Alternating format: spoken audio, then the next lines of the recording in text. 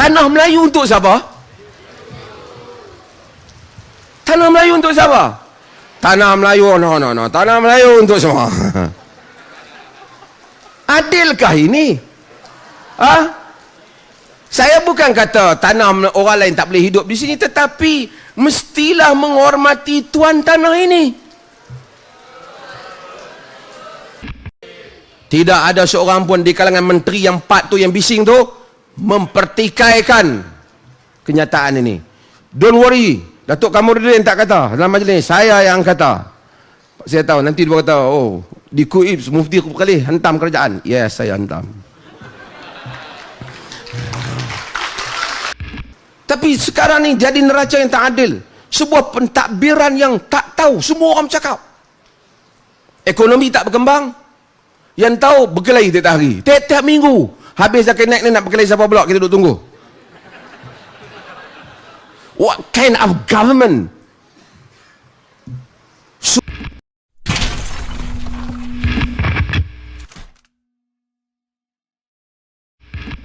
Saya nak balik pada negara kita, kemerdekaan. Ini sensitif. Saya tahu beberapa media melaporkan kod beberapa kenyataan Malaysians for Malays, dan ramai orang kata, oh, Mufti Perlis telah menimbulkan isu. Tapi dengar betul-betul. Kalau mereka dengar apa yang saya hurai di Masjid Alwi secara adil, mereka faham saya bukan maksudkan tentang keadilan hanya secara bias, tak. Saya ingin ceritakan, semua bumi ini ada, Allah takdirkan ada kaum yang duduk. Di negara China, kaum apa yang duduk? India. Di negara China, kaum apa yang duduk? China.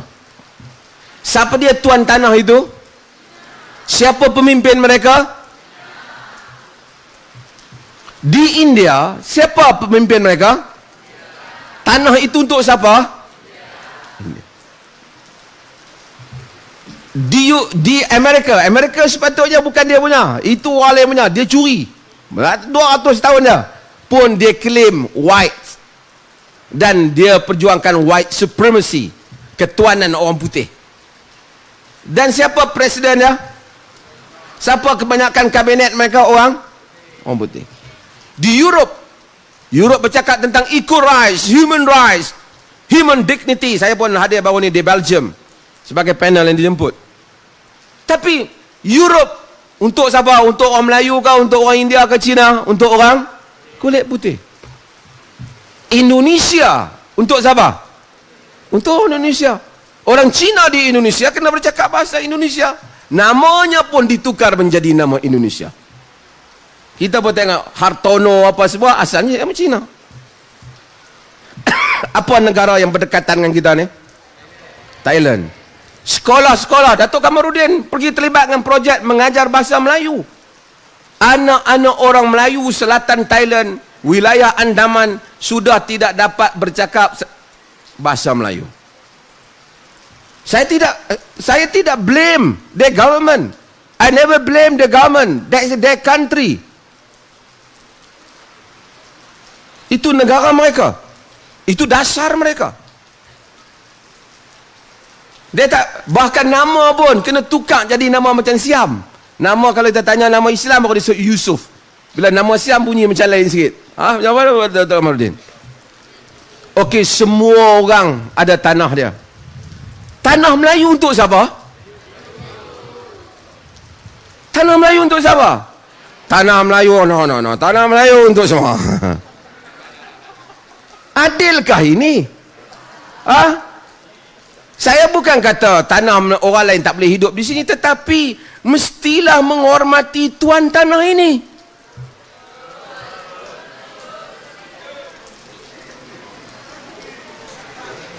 Mesti ada identiti. Allah telah menjadikan manusia ini, wa ja'alnakum syu'uban wa qabaila lita'arafu. Semua orang ada, orang Melayu pakai baju Melayu. Tak salah nak pakai baju India pun. Tapi itu, bila kata baju kebangsaan, baju apa? Baju Melayu. Adakah itu berarti telah menghina kaum lain? Tak. You pergi ke Europe, ada cara dia. You pergi ke Thailand ada cara dia.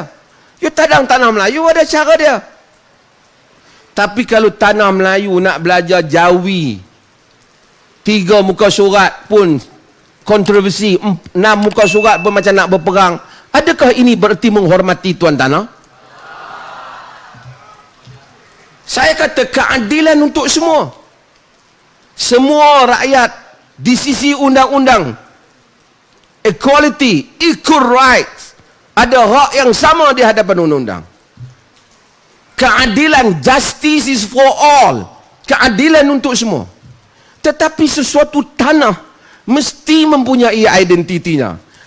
Identiti yang dominan bagi tanah Melayu, agamanya ialah Islam. Adat istiadatnya ialah adat istiadat India. Adat istiadat Melayu. Bukan perkauman, itu adalah realiti. Kalau di India, oh ya, they have to, di India orang Islam tak boleh sembelih lembu. Dibunuh, dipukul sehingga mati, dan mahkamah mereka melepaskannya.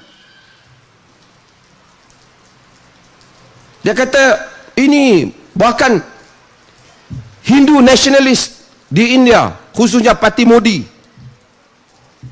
mau nak jadikan India mesti identitinya Hindu. Tak boleh disebut selain daripada Tuhan Hindu di khalayak ramai. Lembu walaupun banyak tak disembelih. Sebab apa? Hormat. Di sini marah sampai ada tempat orang sembelih lembu pun marah. Tak hormat dia kata. Banyak kenyataan-kenyataan yang dibuat oleh mereka sensitif pada orang Melayu. Melayu pendatang, orang Melayu sensitif tak? Tapi tak ada siapa halau mereka balik. Adalah satu kenyataan Dr. Zakir Naik, mungkin kurang tepat ke apa, nak halau balik.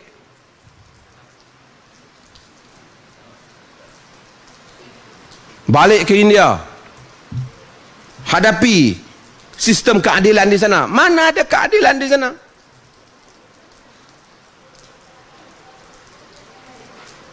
Bukan saya kata, Perdana Menteri Malaysia pun kata tak adil. Kalau dia balik, dia dibunuh. Saya bukan bercakap isu perkauman. Ini ada realiti. Nabi menyebut al-a'immatu min Quraisy. Pemimpin-pemimpin itu daripada Quraisy.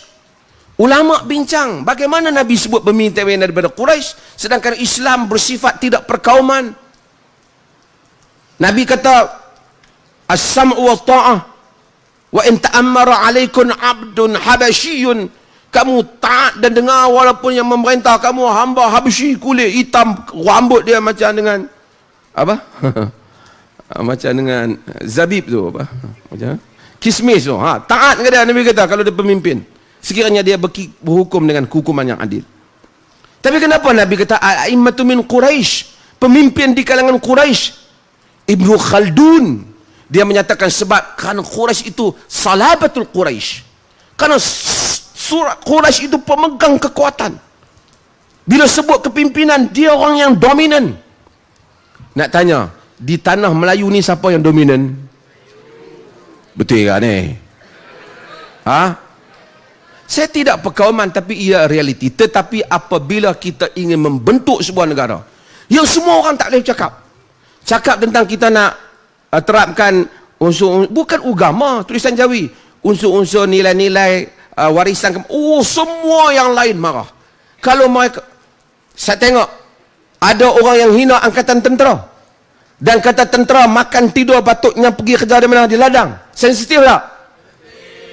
Tidak ada seorang pun di kalangan menteri yang 4 tu, yang bising tu, mempertikaikan kenyataan ini. Don't worry, Datuk Kamarudin tak kata dalam majlis, saya yang kata. Saya tahu nanti dia kata, oh di Kuibs mufti kali hantam kerajaan. Yes, saya hantam.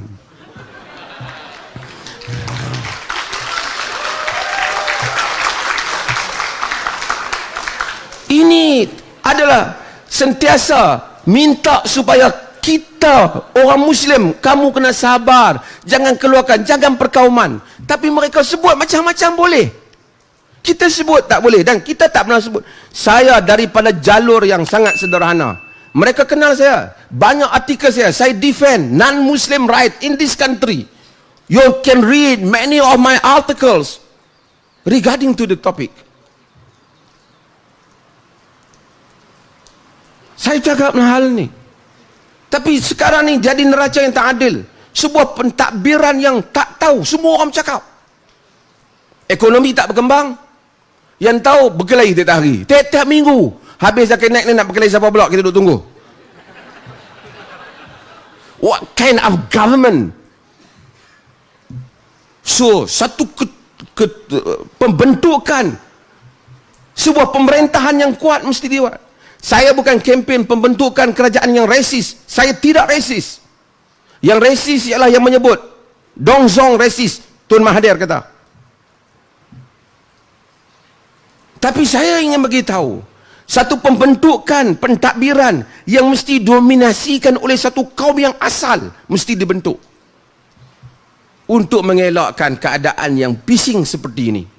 Sehingga keadaan stabil, maka barulah kita dapat uruskan dengan baik. Jika tidak, kita hanya bercakaran negara ekonomi tak berjalan, bercakaran isu perkauman hari demi hari.